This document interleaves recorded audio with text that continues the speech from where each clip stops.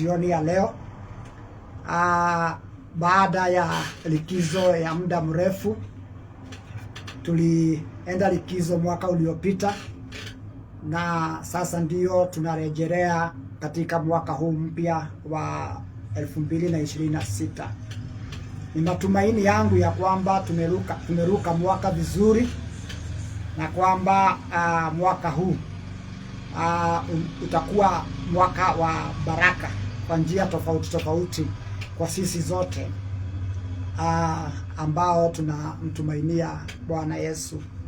Na ningetaka kuchukua fursa hii kuwakaribisha nyote ambao muko katika Google Meet na wale wote ambao wanaweza kuwa katika Facebook Live. Na katika kuanzisha mwaka huu mpya, tunataka tuanze na jambo ambalo nilitamani sana kuliongea katika kule kuvuka mwaka.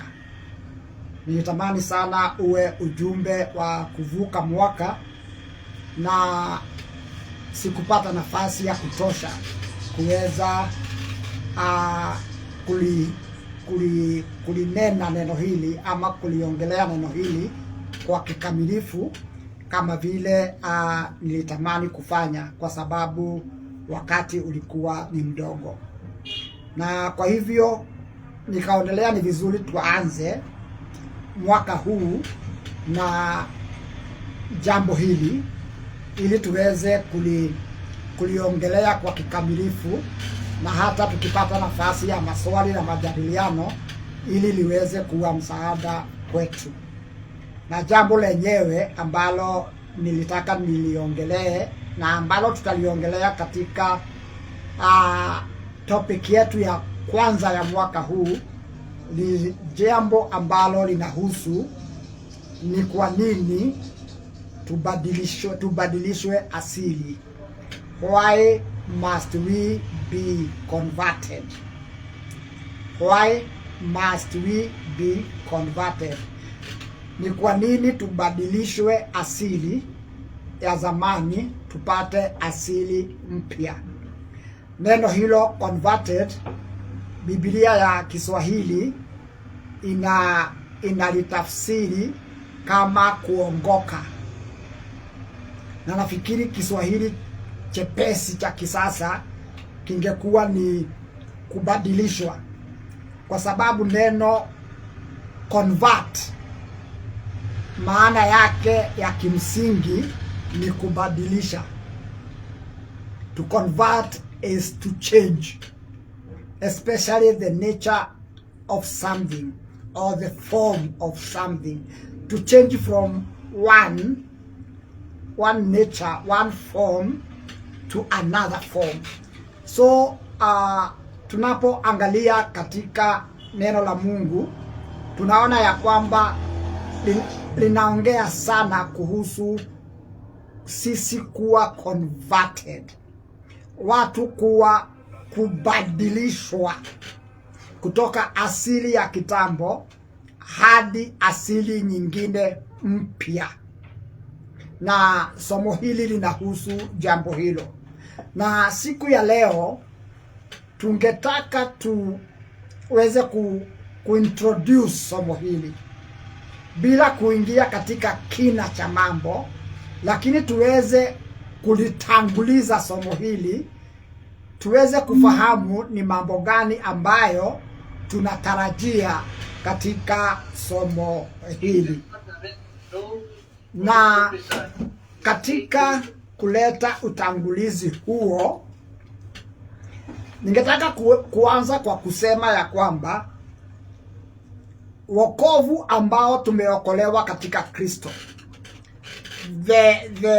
the salvation wherein we are saved in Christ, wokovu ambao tumeokolewa katika Kristo, sio tu makusudi yake, sio tu kuokolewa kutokana na dhambi. Pamoja na kuokolewa kutokana na makali na adhabu ya dhambi, tunaokolewa ili kuletwa mahali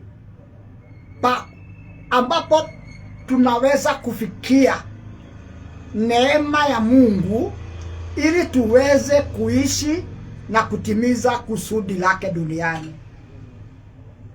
Wokovu ambao tunaokolewa ama ukombozi ulio katika Kristo, malengo yake sio tu kutuweka huru na dhambi na kutuweka huru na adhabu ya dhambi, mbali pia ni kutuleta mahali ambapo tunaweza kufikia neema ya Mungu ili tuweze kuishi na kutimiza kusudi la Mungu hapa duniani. Na tutakuja kuona katika kitabu cha Warumi sura yake ya 5 mstari wa 1 na wa 2 vile neno linatuambia katika Kristo tumepata njia ya kuifikia neema kwa njia ya imani. Katika Kristo tunapata njia ya kuifikia neema kwa imani. So kule kubadilishwa, kule kuongoka, that conversion inatupatia nafasi ya kuifikia neema ya Mungu. Na bila kuwa converted hivyo ama bila kubadilishwa hivyo, hatuwezi kuishi maisha ya kiroho yenye ushindi. Yaani kule kuwa converted, kule kubadilishwa, tunabadilishwa kwa sababu bila kubadilishwa hivyo hatuwezi, asili yetu ya kitambo, msimamo wetu wa kitambo, mtazamo wetu wa kitambo hauwezi kuturuhusu kuaccess ama kuifikia neema ya Mungu ambayo kwayo tunawezeshwa kuishi maisha ya kiroho na maisha yenye ushindi. Tunapokuwa katika roho, tunaifikia neema ya kutimiza kusudi la Mungu.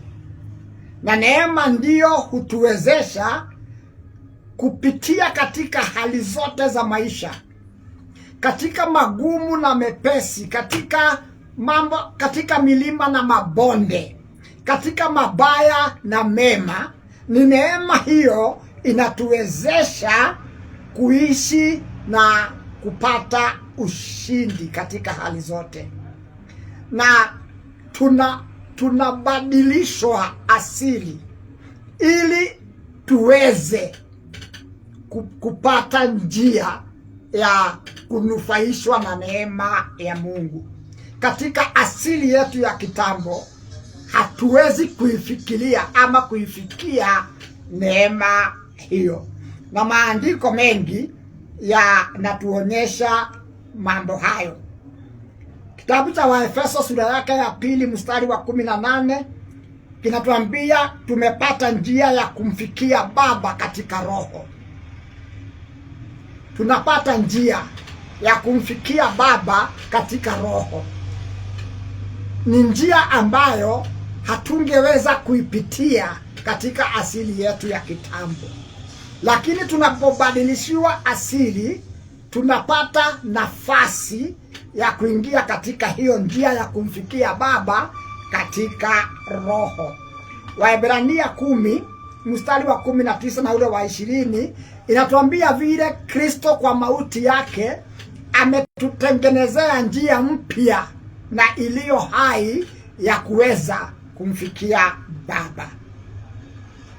Na Waebrania hiyo sura yake ya 4 na mstari wa 16 inatuambia tumepata ujasiri wa kukikaribia kiti cha enzi cha Mungu kwa sababu tunaye kuhani mkuu pale.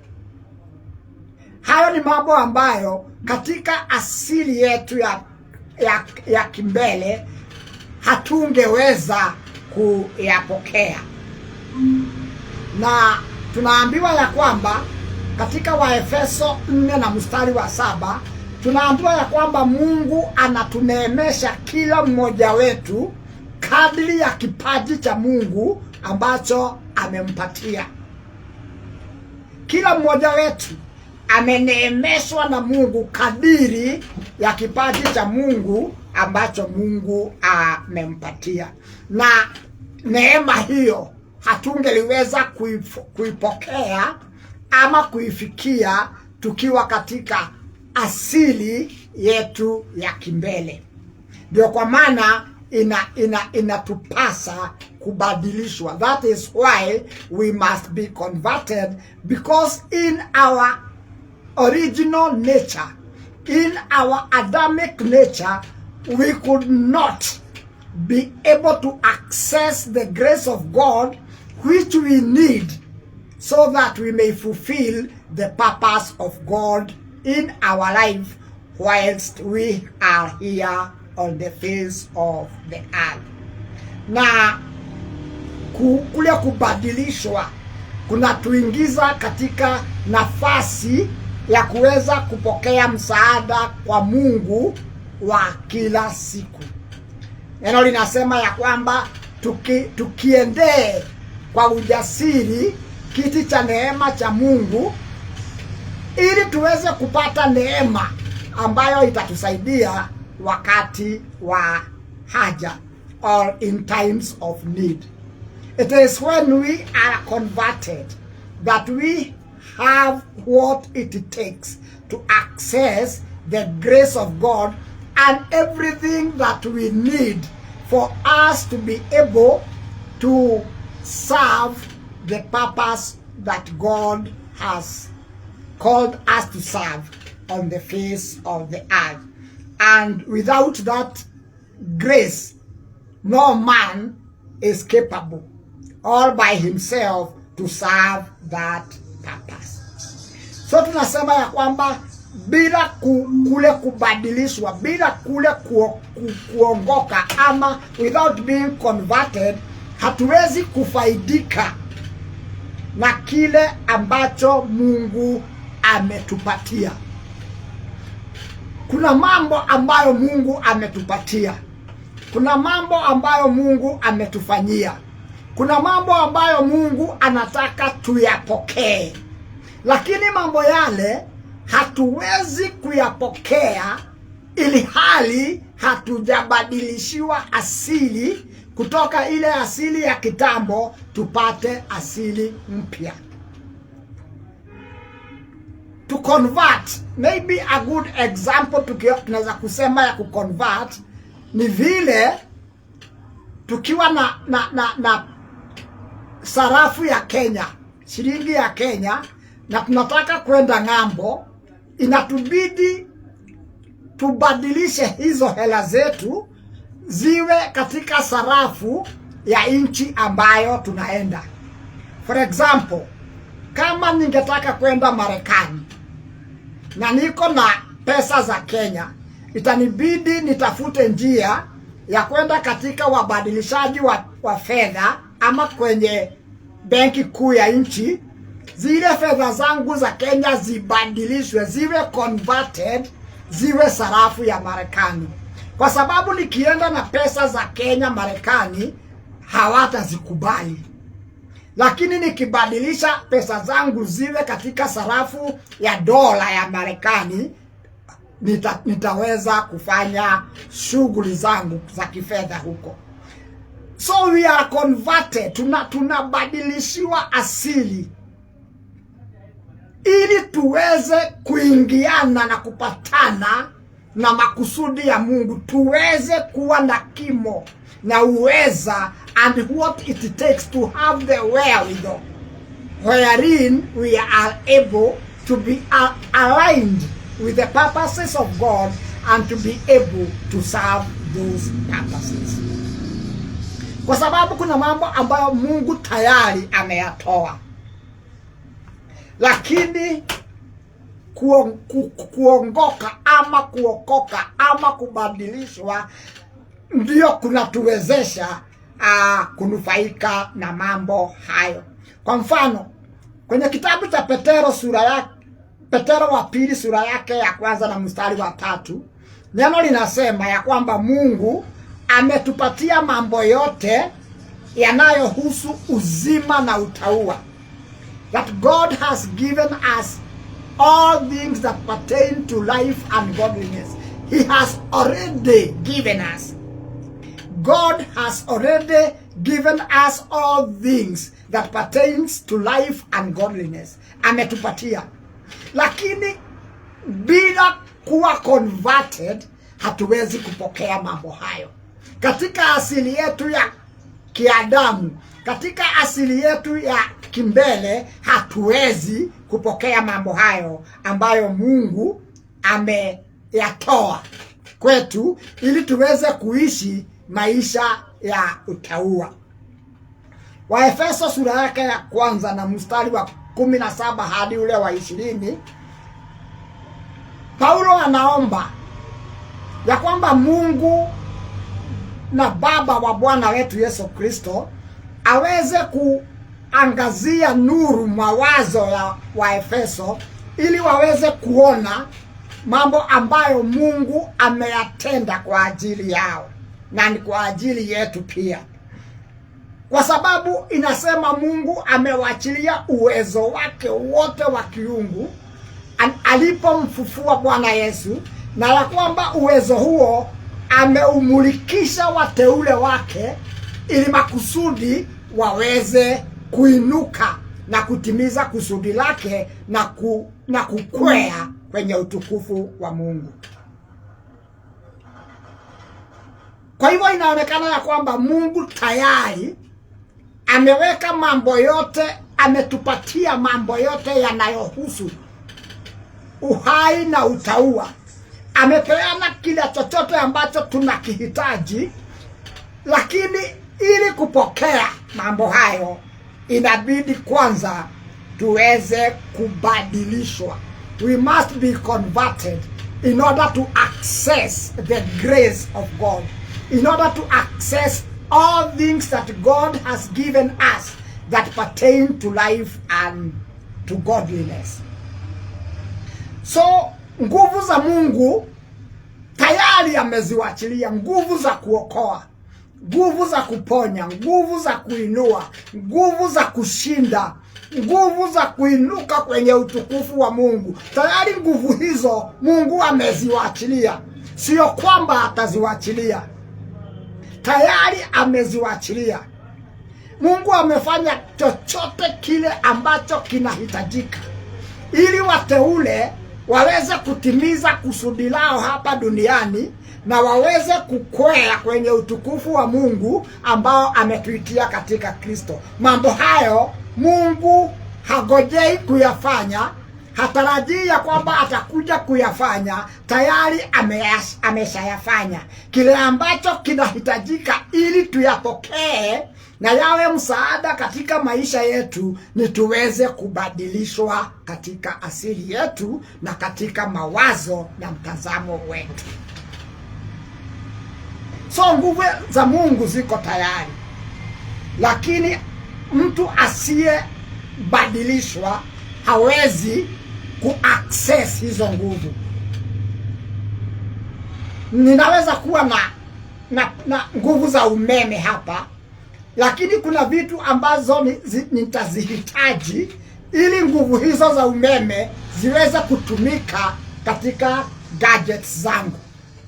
Na nisipokuwa na vitu hizo, sitaweza kunufaika na nguvu hizo za umeme. Lazima niwe na njia ya kuconnect kwa hiyo umeme na njia ya kuingiza hizo nguvu katika gadgets zangu ili umeme ule ambao tayari uko uweze kuwa manufaa kwangu. So Mungu amewachilia chochote ambacho kinahitajika kwa wokovu, kwa ukombozi, kwa kila neema ambayo mwanadamu anaihitaji. Lakini mwanadamu hawezi kuaccess neema hiyo, hawezi kuaccess uweza huo ila tu awe amebadilishiwa asili yake. Na wakati mmoja alipokuwa akiongea na wanafunzi wake, na ni baada ya kufufuka kwake, Bwana Yesu alimuuliza Petero kama anampenda, na jambo hilo akamuuliza kama mara 3. Na baadaye katika Luka 22 na mstari wa 33, Yesu akamwambia, utakapoongoka, utakapobadilishwa, when you are converted, uwatie nguvu ndugu zako. When you are converted, feed my sheep. Na hiyo ni baada ya Yesu kufufuliwa kutoka kwa wafu. Inatuonyesha ya kwamba ijapokuwa Petero alikaa miguuni pa Yesu miaka 3.5 akijifunza kwake, ijapokuwa bila shaka Petero alimpenda Bwana Yesu, kuna kitu bado kilikuwa hakijafanyika kwake, kwa sababu Bwana Yesu anamwambia utakapo. That is in the future. Ni kitu ambacho kitafanyika baadaye. When you are converted, feed my sheep. That is Luka 22 na mstari wa 33. So kuokoka, kubadilishwa huko kunatuwezesha kusimama imara. Unakumbuka Peter katika ujasiri wake wa mwili, katika determination yake ya kiutu, alikuwa amemwambia Bwana Yesu haitawezekana ashikwe na auawe, yeye Petero hata ruhusu jambo hilo. Na hapo Bwana Yesu akamkemea.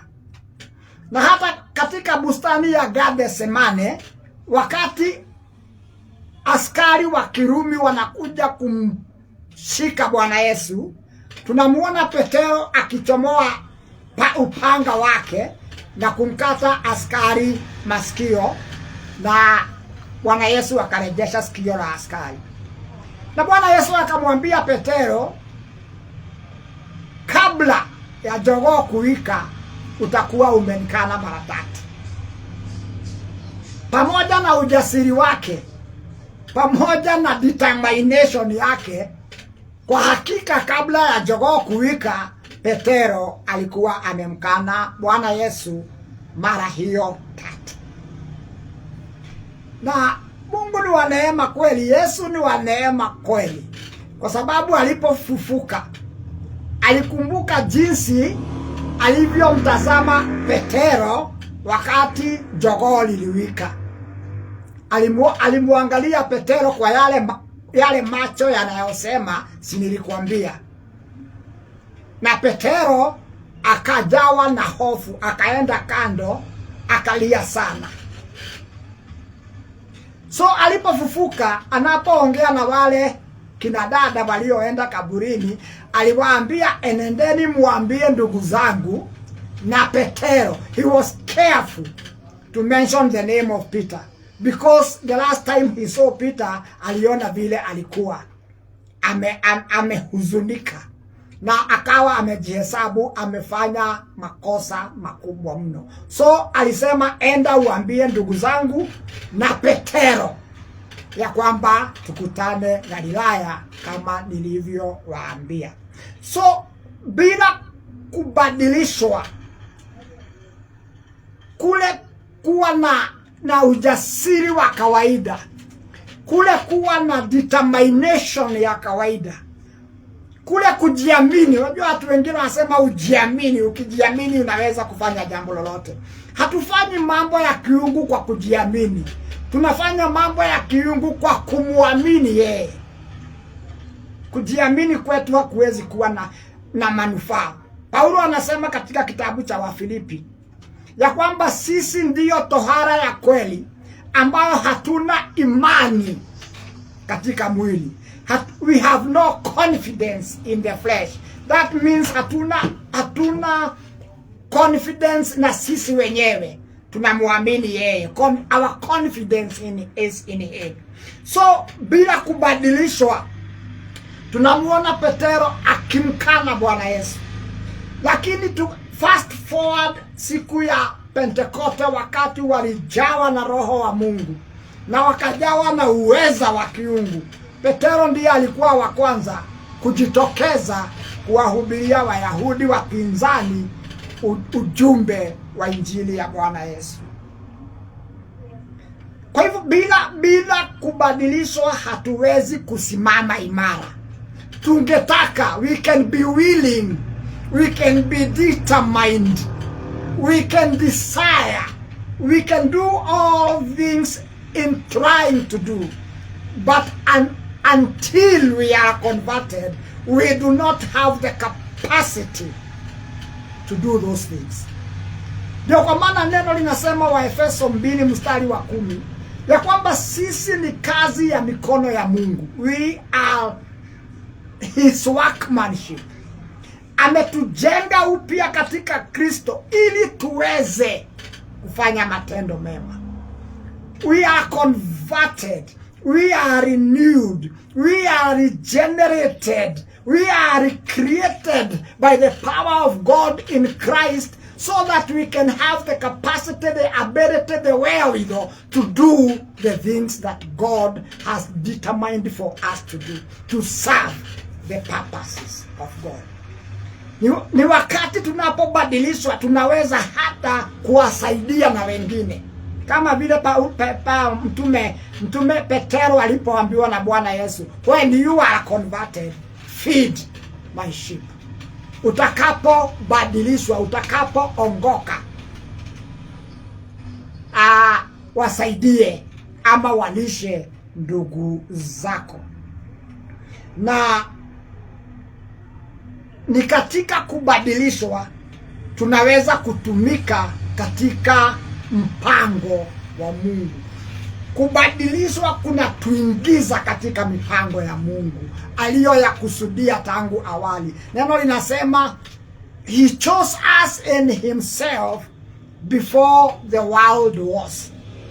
Alituchagua ndani yake mwenyewe kabla ya misingi ya dunia ili tuweze kusimama mbele yake bila mawaa. He chose us in himself so that we may stand blameless before him in love. Alituchagua kwa kusudi. Na tumesoma tukasikia kwamba alituchagua na akadetermine purpose yetu na akatupatia neema inayolingana na kipaji chake juu yetu ili tuweze kufanya yote ambayo alitarajia tuyafanye. So ni katika kule kubadilishwa tunaweza kutumika katika mpango wa Mungu. Na ni katika kule kubadilishwa tunafunguliwa njia ya kusimama uweponi pake kama tulivyosema. Ni katika kule kubadilishwa tunapata capacity ya kusimama in his presence blameless. Nasema Waefeso ya kwamba alituchagua ndani yake mwenyewe kabla ya misingi ya dunia tuweze kusimama mbele yake bila dosari ama bila shutuma yoyote, kwa sababu ya vile alivyotupenda. Ninakumbuka wakati Mungu katika kuwakomboa wana wa Israeli, na pale katika mlima Sinai, Mungu alimwambia Musa, siku ya 3 kuanzia leo nitawatembelea taifa la Waisraeli. Kwa hivyo uende uwatakase na uambie wajitakase. Na Musa akaenda akawaambia wajitakase, na kwa siku 3 wakajitakaza. Wakavua mavazi yao, wakajirembesha kwa vile walifikiria wanaweza kuwa sawa mbele za Mungu. Lakini siku ya 3 waliposhuka Mungu, wakasikia sauti ya tarumbeta, baragumu. wakaona moshi, wakaona moto, mlima Sinai ukatetemeka kwa uwepo wa Mungu, hawangestahimili kukaribia. Wakamwambia Musa, wewe nenda ukasikie vile Mungu anasema, utakuja kutuambia. Na hapo ndipo Musa alifanyika mpatanishi. He became the mediator of the old covenant because he listened to God and brought the message to the people. And he listened to the people and took what the people said to God. He stood between God and the children of Israel, becoming the mediator of the old covenant.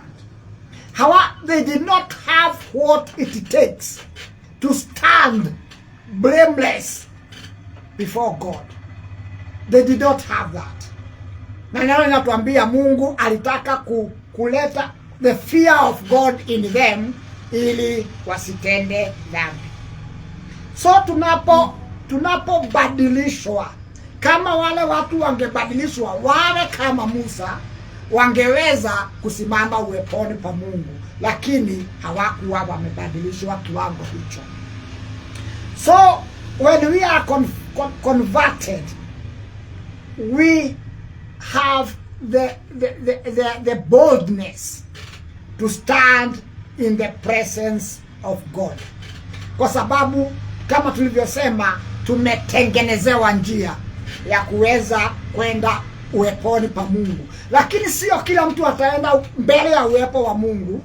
Inabidi awe amebadilishwa na kujihisi ya kwamba anaweza kusimama mbele za Mungu bila kushutumika hata moyoni mwake. Na katika lile agano la kale, umbali ambao watu wangeenda kumkaribia Mungu ulikuwa ni pale patakatifu pa patakatifu katika hekalu. That is the farthest that people would go towards the presence of God. And not everybody, tunajua hivyo ya kwamba si watu wote waliweza kuingia pale. Ilikuwa ni kuhani mkuu peke yake ambaye aliruhusiwa kuingia pale, na hiyo sio kila siku, ni mara moja tu kwa mwaka mzima. Kwa mwaka mzima ni kuhani mkuu peke yake aliweza kusimama mbele za Mungu katika patakatifu pa patakatifu. Na neno linatuambia Waebrania 9 mstari wa 8 ya kwamba ilihali lile hekalu, that sanctuary, ilisimama, Roho Mtakatifu alikuwa anadhihirisha ya kwamba njia ya kuenda patakatifu pa patakatifu mbinguni ilikuwa haijafunguliwa. Yet even in the holy place, in the temple here on earth, only the high priest could get there, and that is only once in a year. Na alienda pale akiwa amejitolea kufa na kupona, kwa sababu anything could happen. Alienda pale amefungwa minyororo ili akikufa pale waweze kumvuta, kwa sababu hakuna mtu angeingia kumtoa mwili wake. And that is the holy place on in the temple of Jerusalem, which temple today does not stand because it was destroyed in the year AD 70. But when we are converted, wakati tumebadilishiwa asili, tunapata njia mpya na iliyo hai, sio ya kutupeleka kwenye patakatifu pa hekaluni hapa duniani, bali kutupeleka patakatifu pa mbinguni, in the very presence of God. Hiyo ni kazi ya ajabu ambayo Mungu mwenyewe ameweza kuifanya. Waebrania 10 mstari wa 19 inasema, sasa tuna ujasiri wa kupaingia pale. kwa sababu Bwana Yesu ametutangulia kuingia upande ule mwingine wa pazia, yani mwili wake. Now we are bold, now we have the boldness. Unaona, hata wale makuhani wa kitambo hawakuwa na ujasiri kamili wa kuingia patakatifu pa patakatifu katika hekalu la Yerusalemu. Ndio kwa maana walikuwa wanafungwa minyororo, kwa sababu chochote chaweza kutokea. Lakini tunaambiwa Waebrania 10:19, sasa tuna ujasiri wa kupaingia patakatifu pa mbinguni, in the very presence of God. Ni kwa nini? Si kwa uweza wetu, ni kwa sababu ya kazi ya neema ambayo tumefanyiwa na Mungu. Tumebadilishwa tukafanywa viumbe ambavyo vinaruhusiwa na Mungu mwenyewe kusimama mbele zake. Tumepata haki ya kusimama mbele za Mungu kwa sababu ya vile tumeshikamanishwa na yeye katika ukombozi ulio ndani ya Kristo Bwana. So kule kubadilishwa hututoa nje, hutuondoa katika msimamo wetu wa awali, katika imani zetu za kimbele tulizokuwa nazo, katika ukawaida wa dunia ambao tulitembea ndani yake. Unatuondoa katika misingi ambayo tulijengwa hapo awali. Unatung'oa kutoka kwa misingi hiyo, unatupandikiza katika misingi mingine ambayo ni misingi ya kiungu. Unatutoa nje ya dini ambazo tulikuwa ndani yake, na imani tulizokuwa nazo, na tamaduni zilizotutawala, na ukawaida uliotutawala. Tunang'olewa pale. Katika kubadilishwa tunaondolewa pale, tunapandikizwa mahali pengine. Na Paulo anatoa mfano kwenye kitabu cha Warumi. Anatufananisha na mzeituni mwitu, mzeituni wa kichakani. Tulikuwa mzeituni wa kichakani na kulikuwa na mzeituni wa shamba, ambao sisi hatukuwa katika mzeituni huo wa shamba. Na Mungu akatukata, akatuondoa, akatung'oa kwenye mzeituni wa kichaka, akatupandikiza kwenye mzeituni wa shamba. Tulipopandikizwa kwenye mzeituni wa shamba, lengo na makusudi ni ili tubadilishiwe asili ya ule mzeituni wa kichaka ama mzeituni mtu, tujivike asili ya mzeituni wa shamba. It is all about changing, converting us from a wild vine to the good vine. It is about changing our nature from that of a wild vine to that new nature of the good vine. The theme of conversion is very clear in the scriptures. It is very clear in the scriptures. So ni katika kule kubadilishwa tunaweza kubadilishiwa asili na kuweza kukua katika asili yetu mpya. We are not only converted, but we are able to grow.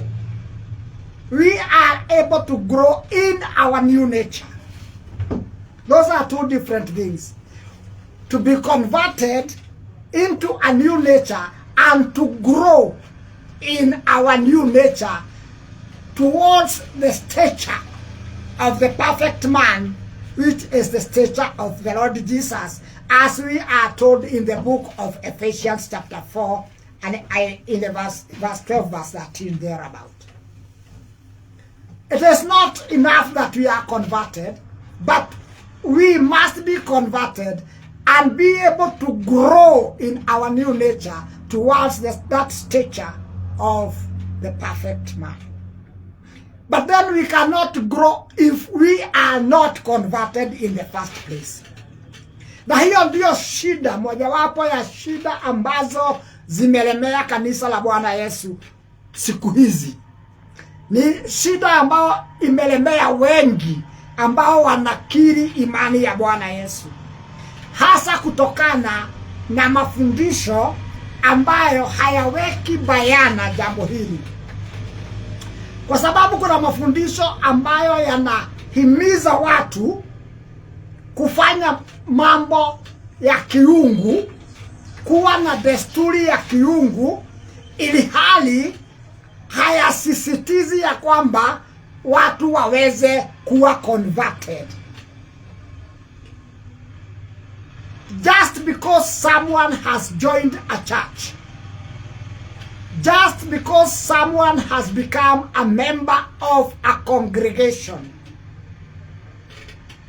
does not give such a person the ability to do the things of God.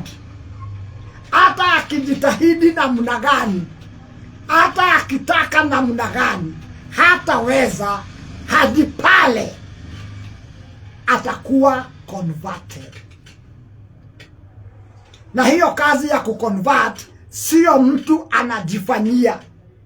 Hiyo kazi ya kuconvert mtu sio makasisi na makuhani na wahudumu wanamfanyia mtu. Hiyo ni kazi ambayo inafanywa na Mungu kwa mtu ambaye ameamini. That is an operation of God. We cannot convert ourselves. We cannot be converted by priests or by ministers of any level. That conversion can only be executed in our spirits by the power of God, by an operation of God. Wakati Yohana Mbatizaji alipokuwa akibatiza ile ng'ambo ya Yordani, kuna kitu alisema alipoulizwa kama yeye siye Masihi na siye Elia, mbona anabatiza? Akasema, mimi ninabatiza kwa maji, lakini ajaye baada yangu alikuwa mbele yangu na ameinuliwa kuniliko, kiwango ambacho hata kanda za viatu vyake siwezi kuvifungua. Yeye ndiye atakayebatiza kwa Roho Mtakatifu na kwa moto. It is only within the power of the Lord Jesus to bring that baptism of the Holy Spirit, wherein we are converted and empowered to be able to serve the purposes of God.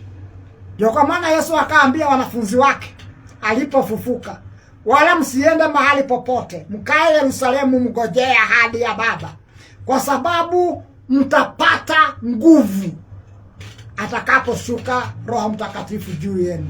You will receive power. Peter received power, the power that he lacked when he denied the Lord Jesus 3 times in one night. He received that power and was able to stand even before the Sanhedrin and to ask them, tuambieni nyinyi, mungetaka tuwaisikie nyinyi ama tusikie Mungu? He was that bold because he was changed. He was converted and he was able to feed the flock of Christ as Jesus himself had told him. So tunabadilishwa, tunakuwa converted to a new nature, and then we get the power and the wherewithal. Tunapata kile tunachokihitaji kukua katika asili hiyo. Mahali pengine Petero anaambia wateule ya kwamba watamani maziwa yasiyogoshiwa ya neno la Mungu lisilogoshiwa, ili kwalo waweze kuukulia wokovu, so that in that they may grow in salvation, they may grow in the faith, they may grow in stature. So when we are converted, we are set on the path of growth towards the stature of that perfect man. Na ndio kwa maana tunaambiwa Waefeso ya kwamba Mungu amepeana vipaji vya huduma ili mtu wa Mungu aweze kutayarishwa na kukamilishwa na kujengwa, ili tukue tuweze kufikia kimo cha Kristo. So kule kuwa converted ni mwanzo wa safari ya kufanywa mfano wa Kristo. When we are converted from our old nature to a new nature, that is the beginning of the journey of being transformed, of being renewed, of being regenerated, of being recreated in Christ, until we are conformed to the image of the Son of God. Kama tunavyoambiwa kwenye kitabu cha Warumi sura yake ya 8, ya kwamba wale aliowajua tangia mwanzo, aliwachagua tangia mwanzo wawe wa kufananishwa na huyo mwana wake, ili huyo mwana wake awe ndiye firstborn miongoni mwa ndugu wengi. Our journey of transformation towards being conformed to the image of Christ begins with being converted. We may live in church until our last breath. We can do all things that we can think of, but until we are converted, hadi pale tutakapobadilishiwa asili, tuwe na asili mpya, hatujaanza safari ya kubadilishwa tufanane na huyo mwana wa Mungu. So wapendwa,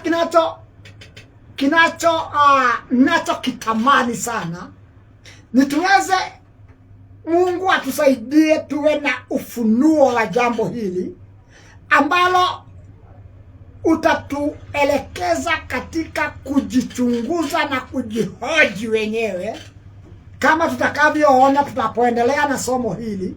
Because we will ask ourselves, tutaangalia mtu aliyekuwa converted ni mtu wa aina gani, na tutajiuliza kama sisi tuko namna hiyo. We shall check. Wakati moja baada ya Paulo kuhubiri injili kwa muda mrefu, miaka 14,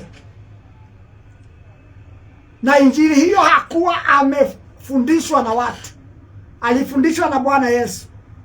Ilifika wakati akasema, wacha niende Yerusalemu nikae chini na wale viongozi Petero, Yohana na Yakobo, to compare notes, nione kama nimehubiri ipasavyo ama nimekimbia mbio za kando. Na kwa hivyo akaenda Yerusalemu, akakaa chini kando na viongozi, and they compared notes, and the conclusion was, ile injili aliyoihubiri ndio ile injili waliofunzwa na Bwana Yesu, na wakampatia mkono wa kuume wa fellowship, wakamwambia aendelee na injili hii. So ni vizuri kuwa cautious.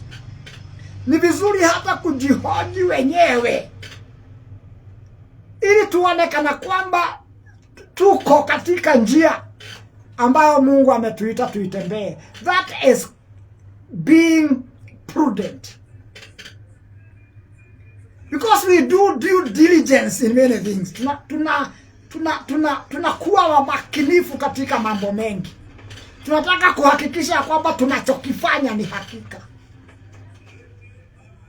So katika somo hili tunataka tuongee, sio tu tujue, lakini tuweze kujitazama wenyewe na kuangalia kana kwamba tumeweza kuwa converted. Na kama tumekuwa converted, are we growing in our new nature? Je, tumebadilishwa, tumeongoka? Na kama tumeongoka kweli, tunakuwa katika asili yetu mpya. Kwa sababu ni katika kule kuwa converted tunaweza hata kufahamu mapenzi ya Mungu. Wakati mmoja Bwana Yesu alitembelewa na Nikodemu. Na Nikodemu alikuwa mkufunzi wa Waisraeli, mwalimu wa dini ya Kiyahudi. Na akamuuliza atafanya nini aweze kupata ama kuingia ufalme wa Mungu. Na Bwana Yesu akamwambia, inakupasa kuzaliwa mara ya pili. Kwa sababu mtu asiyezaliwa mara ya pili hawezi kuona. Hawezi kuona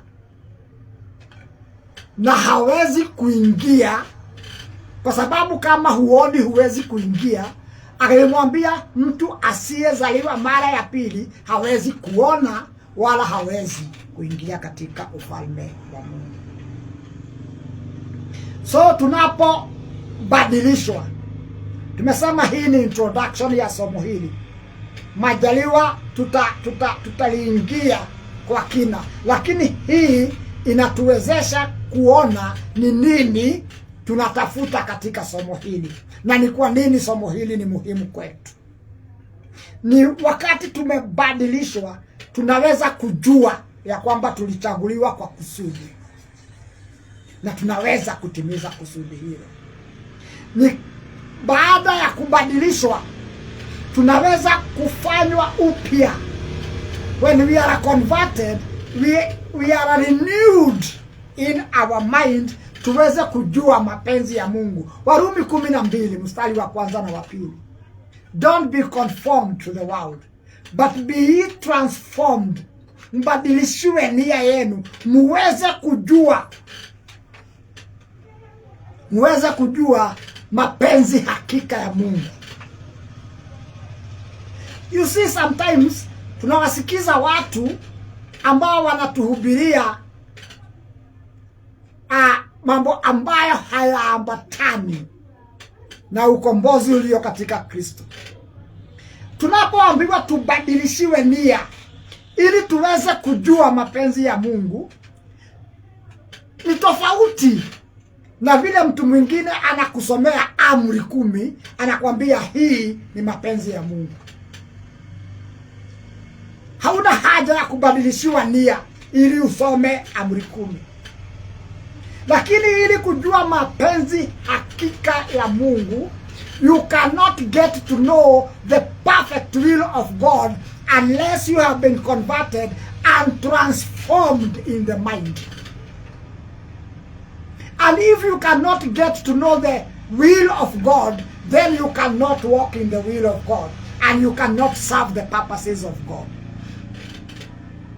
Tutakuja kuona ya kwamba Mungu anataka tumtumikie kwa njia mpya, kando na ile ya kitambo ya sheria. Na hiyo njia mpya ni njia ya kuongozwa na Roho wa Mungu. Sheria ilikuwa kiongozi aliyeongoza kabla watu waanze kuongozwa na Roho wa Mungu.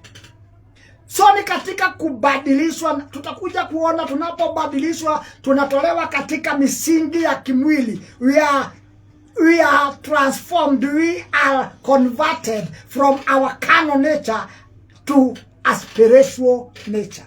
That is one of the areas where we are converted. From being carnal to being spiritual. And it is only when we are spiritual that tunaweza kujua mapenzi hakika ya Mungu. Tunavaa utu mpya. Tunaambiwa wa Efeso 4. Tunavua yule mtu wa kando. In our conversion, when we are converted, we put off the old man who is spoiled by evil desires.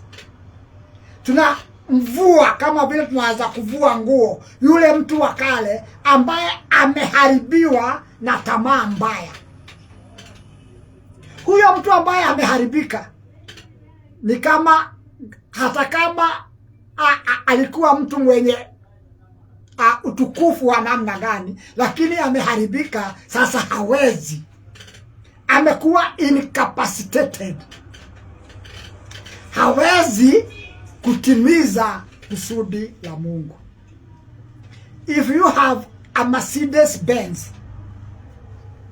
ile ambayo imenunuliwa mamilioni mingi, lakini imeharibika, imekuwa stalled kwa sababu imeharibika, hata mtu ambaye akona Vitz, kale kagari kadogo, atakupita njiani, kwa sababu itapokuwa gari yako ni ya pesa mingi na ina uwezo mkubwa, lakini imeharibika. Yule mtu wa kale ameharibiwa na tamaa mbaya, hawezi kutimiza kusudi na mapenzi ya Mungu. Ili aweze kutimiza kusudi na mapenzi ya Mungu, lazima ashughulikiwe ule ubaya, ule ugonjwa, ule uovu, ile shida iko ndani yake iondolewe, ili aweze kutekeleza mapenzi ya Mungu. That is why the old man, we must be converted from the old man and put on the new man, who is the workmanship of God, created by God himself in Christ Jesus unto good works. Capacity yetu ya kufanya matendo mazuri ni matokeo ya kazi nzuri ambayo Mungu ametufanyia. Hatufanyi matendo mazuri ili tumpendeze Mungu atuokoe. Tunafanya matendo mazuri kwa sababu Mungu ametuokoa, akatufanyia kazi nzuri. Sasa yale matendo ni matokeo ya kazi nzuri ambayo Mungu ametufanyia. Na mambo hayo tunafanyiwa pale tu tumeshakuwa converted. Ndio kwa maana siku moja Yesu akiongea kuhusu mataifa, wale ambao hawakuweza kupokea wokovu wake, alisema wako na masikio na hawasikii, na mioyo yao imekuwa migumu, macho yao hayaoni, ili so that they are not converted, na niweze kuwaokoa ama kuwaponya. Until we are converted, we cannot access the goodness of God. Because the goodness of God, the godliness of God, the grace of God, the power of God is only accessible to those who have been converted. And as we grow in our new nature, our capacity to receive continues to increase. As we increase in knowledge, it says in the book of Colossians that we are renewed in knowledge after the image of he who created us. It says in the book of Corinthians that us, that that glory of God, as we perceive the glory of God, we continue to be transformed from glory to glory in the likeness of that glory that we are perceiving. Hauwezi kuona utukufu wa Mungu kama hukubadilishwa. Lakini ukishabadilishwa unaona utukufu wa Mungu. Na unapotazama utukufu wa Mungu, unaendelea kubadilishwa kutoka utukufu hadi utukufu, ukiufikia ule utukufu ambao unaweza kuona. So kuokolewa, kubadilishwa, sio kubadilisha dini. Ni kubadilishwa fikira na tabia na mawazo na mwelekeo na maisha. To have the newness of life. As the Bible says in the book of Romans chapter 6. Speaking about baptism. Says that we are baptized into Christ, into his death. And we are raised together with him in baptism. So that kama vile yeye alifufuka kwa utukufu wa Mungu, na sisi tuwe na upya wa maisha. Our conversion is the beginning of our newness of life. And it does not matter, brethren. Whatever else we do, tunaweza kuwa watu wa dini, tunaweza kuwa watu wa huruma kuwasaidia wengine, tunaweza kufanya mambo mengi ya kupendeza, but as long as we are not converted, we have not begun the journey of being transformed to be conformed to the image of the Son of God, the Lord Jesus Christ. Ndiyo kwa maana wakati moja Mungu akamhurumia mtu aliitwa Kornelio. Vile alikuwa mtu mzuri, alikuwa muombaji, alikuwa mpeanaji, lakini Mungu akaona uzuri wake wote utakuwa bure bila kuisikia ukweli wa injili ya Bwana Yesu. Akamsaidia atumane kwa Petero huko Jopa, ili Petero aje amhubirie njia ya pekee ya kuweza kuingia kwenye utukufu wa Mungu. Na walipokuwa wanahubiriwa, Roho wa Mungu akashuka juu yao, wakawa watu wapya, wakawa na maisha mapya. So our conversion sio kubadilisha.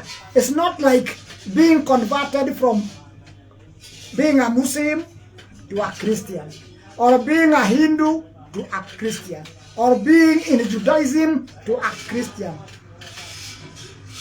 Hiyo mtu anaweza kufanya, ama kutoka kwa imani za kitamaduni, za miungu ya kitamaduni.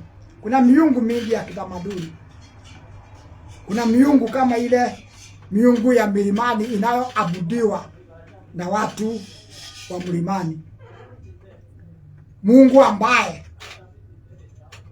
ambaye hawezi kuhubiriwa nje ya lugha moja. You can only preach that God to one tribe. That's a very small God. Lakini utakuta watu bado wanaongea mambo ya Mungu kama huyo. Yani if you travel from the mountain ufike Umasaini, huyo Mungu mambo yake inaishia hapo. Ukitravel kutoka mlimani uingie kwa Wajaluo, huyo Mungu hata huwezi kumtaja.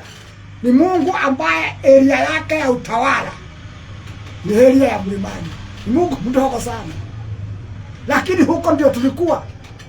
For us to be able to see the kingdom of the God of heaven, for us to be able to see the glory of God in Christ, we have been to be converted kutoka hiyo dini ya mlimani na miungu ya milimani na miungu ya watu wengine, kwa sababu makabila mengine yalikuwa na miungu yao, lakini ni miungu ya kabila. Tunaongea kuhusu the kingdom of God, Mungu aliyeumba mbingu na nchi. So sio kubadilisha dini tu, ni kuja kwa Kristo na kukua converted na kuanza kukulia wokovu, grow in that nature towards the stature of the perfect man. That conversion ni hiyo Bwana Yesu alimwambia Nikodemu ya kwamba lazima uzaliwe mara ya pili. Yesu alisema kuzaliwa mara ya pili. Mtume Paulo anasema mtu aliye ndani ya Kristo amekuwa kiumbe kipya. Wengine wanaongea kuhusu kubadilishwa. Petero anasema tulizaliwa mara ya pili kwa mbegu isiyoharibika. Tumefanywa upya. It is so great a conversion that the Lord Jesus called it the new birth. The Apostle Paul called it new creation. It is the newness of life. Na kuwa viumbe vipya. Na tunazaliwa kwa maji na kwa roho. Hivyo Yesu aliambia Nikodemu, unless you are born of water and the spirit. And this water is not natural water, it is the water of the word of God. Tutakuja kuona mambo hayo. So bila kuzaliwa upya, bila kuwa converted, hatuna capacity ya kuona ufalme wa Mungu. Na kama hatuwezi kuona ufalme wa Mungu, hatuwezi kuingia ufalme huo. Na bila kuwa converted, hatuwezi kujua mapenzi ya Mungu. Tusipojua mapenzi ya Mungu, hatuwezi kulitumikia kusudi la Mungu juu ya maisha yetu. Na that conversion, kule kubadilishwa, kunaanza ndani yetu, kunafanyika ndani yetu, kunadhihirika nje. We are converted from within, and that conversion is manifested even outwardly, but it begins in the heart. Na tunakuwa converted, kufanywa tayari, kwa sababu wakati unakuja, wakati Mungu atafanya mambo yote kuwa mapya. A time is coming when God will make all things new. So we are being converted. We are being renewed so that we may fit into that newness of things that God is preparing to bring about. It says in the book of Revelation chapter 21, God saying, tazama nafanya mambo yote mapya. Petero anasema, Petero wa pili 3, ya kwamba mbingu na nchi zitaunguzwa kwa moto mkuu, zitafumuliwa. Lakini sisi, kama ilivyo ahadi yake, tunatarajia mbingu na nchi mpya ambako kunaishi haki ya Mungu. Kubadilishwa kunatutayarisha kuishi katika ulimwengu huo mpya ambao Mungu anauandaa. Na kunatutayarisha kuweza urithi wote ambao Mungu tangia awali alikusudia kuwaridhisha wale ambao watafanyika wana wake, kwa sababu urithi ni wa wana. Tutakuja kuona kule our conversion converts us from being ordinary men to being the children of God, and if children, then heirs together with Christ. So ukombozi wetu utakapokamilika, pia na uumbaji wote utakombolewa kutoka kwa uharibifu. Kutakuwa na upya wa mambo, na katika kukua converted, tunakuwa converted ili to be aligned, to be what we can say inaitwa nini, compatible. We are converted to be compatible compatible with the newness of things that God is bringing about. Behold, I make all things new. The newness of things can only be inherited by men and women who have been converted to be new creatures in Christ Jesus. So wokovu wetu ni mpango mkubwa wa Mungu. Anatubadilisha, anatufanya upya ili tuingiane na mipango yake.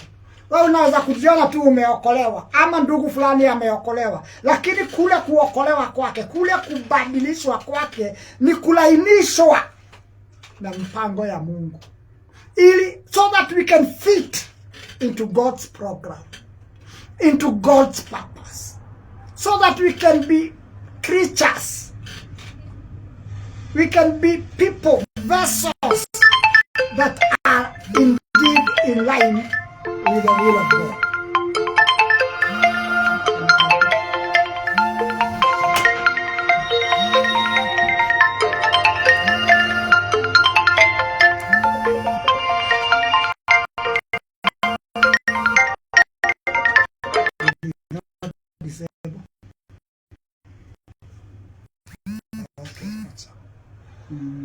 Okay, na kama ni kwamba kwa nini why should we be converted?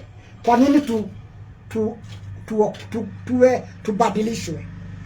Ni ili tupate neema tunayoihitaji kutekeleza kusudi la Mungu, ili tumjue Mungu, ili tufananishwe na Kristo, ili tutimize kusudi la Mungu juu ya maisha yetu, ili tuandaliwe to be ready for the newness of things that God is bringing about, na tuweze kushiriki kwenye mipango ya Mungu ya umilele. We are converted so that we can be ushered into that space where we receive the grace of God, where we receive the power of God, where we receive the glory of God that we need to fit into the eternal purposes of God.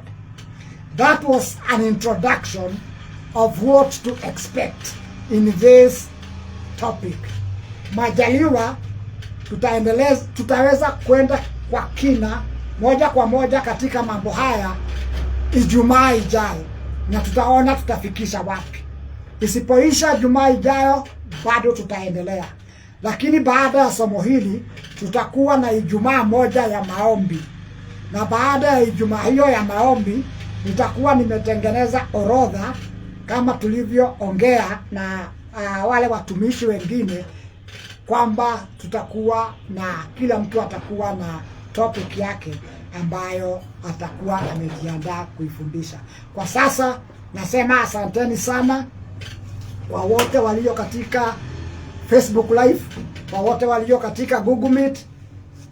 Tunashukuru Mungu kwa nafasi hiyo ya kuwa pamoja nanyi. Bwana awabariki na aendelee kuwaneemesha.